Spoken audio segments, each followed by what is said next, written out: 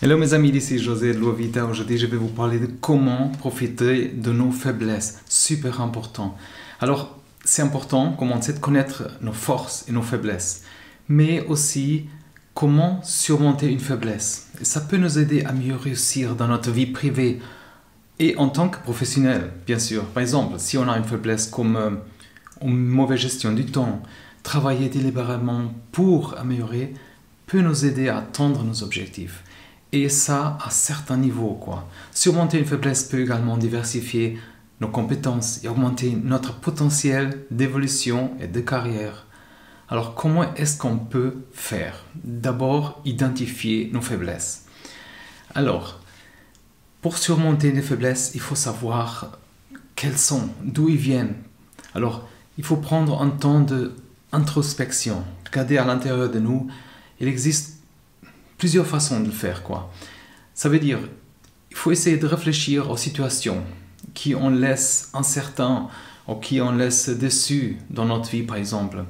Si on a tendance à éviter, par exemple, des occasions de parler en public, d'enregistrer, on peut penser au moment où notre manque de confiance en nous, quoi, et la peur de s'adresser à un public vous a mis à l'aise, ou frustré même.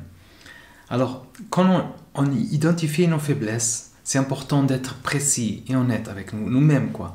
Par exemple, au lieu de dire que on est du matin et qu'on n'aime pas socialiser, on doit se concentrer sur les choses avec lesquelles on a du mal et à partir de là, on peut s'améliorer. Par exemple, après avoir, par exemple, identifié nos faiblesses, c'est important de les écrire. Et c'est une bonne idée aussi d'écrire une description de la manière dont on peut, par exemple, les gérer, dont on a l'intention de les gérer. Et les mesures qu'on peut prendre, par exemple, pour nous améliorer dans... Alors ça va nous améliorer dans plusieurs domaines en même temps. Alors, pour trouver un moyen de contourner nos faiblesses, il faut... Je sais que parfois on est, par exemple, tenter de cacher nos faiblesses, ça c'est normal, et prétendre qu'on maîtrise tout. Mais ça va nous limiter et limiter aussi notre opportunité, nos potentiels. Alors c'est pour ça que c'est important de prendre par exemple conscience et activement, par exemple, voir nos faiblesses afin de savoir comment les traiter. Alors tirer parti de nos faiblesses et renforcer notre confiance, c'est important. Par exemple, dans le leadership, dans les relations de travail, les compétences, vie professionnelle, nos communications en général et beaucoup d'autres choses. Alors, c'est vraiment un bon moyen de développer l'estime de soi et d'améliorer ses compétences. Alors, au fur et à mesure qu'on arrive à améliorer nos compétences, les plus faibles par exemple, c'est de fixer par exemple un objectif, créer par exemple un plan d'action pour les surmonter. Par exemple, il faut penser aussi qu'il faut que ça soit réalisable. Par exemple, dans un environnement de travail, au lieu d'écrire un objectif tel que améliorer les relations de travail, vous pouvez écrire par exemple contacter un collègue pour planifier une réunion, par exemple, et discuter des moyens d'améliorer la communication, par exemple. Ça veut dire, en fonction de notre faiblesse, réaliser des progrès peut prendre un certain temps.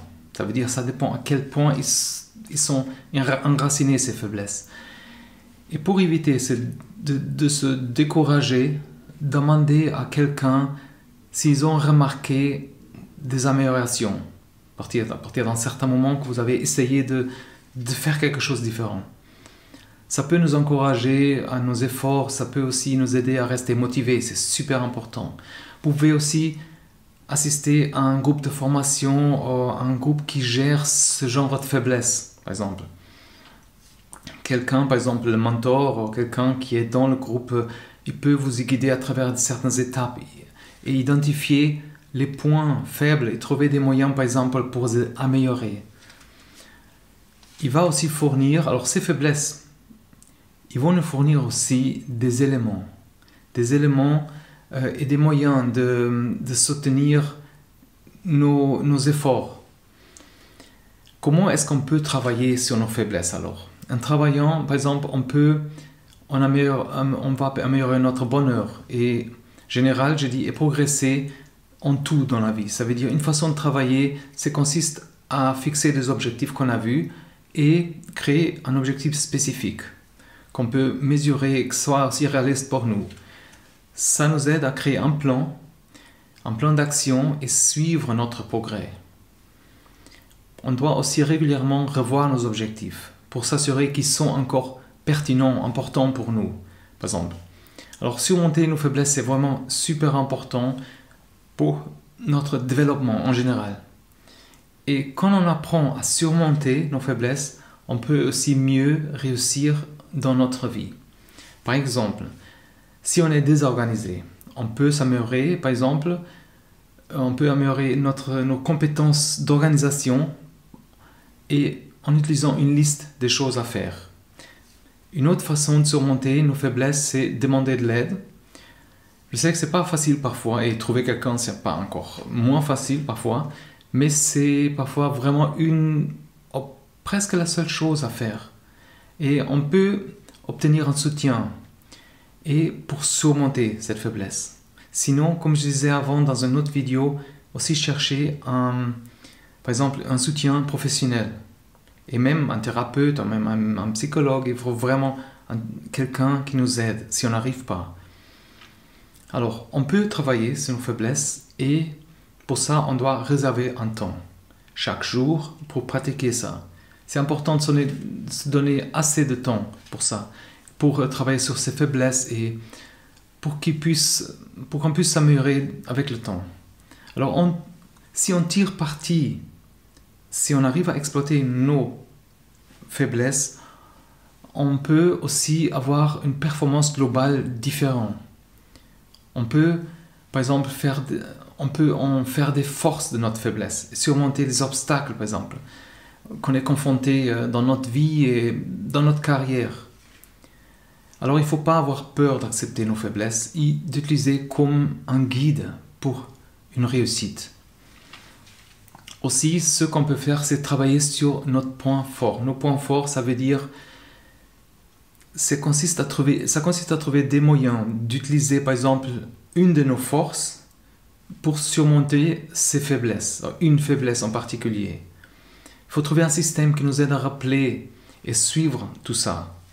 Alors, pour trouver nos points forts, par exemple, il faut examiner les choses dans la vie, des domaines dans lesquels on est bien, on a l'expertise, par exemple, une compétence qu'on a développée, par exemple, au long du temps, pas forcément professionnel, mais en tout.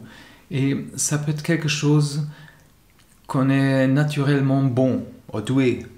Après, il faut se demander, par exemple, comment est-ce qu'on peut utiliser ça pour améliorer notre façon de vivre et travailler sur les faiblesses. Par exemple, si vous avez une forte intuition, vous pouvez utiliser ça pour prendre des meilleures décisions.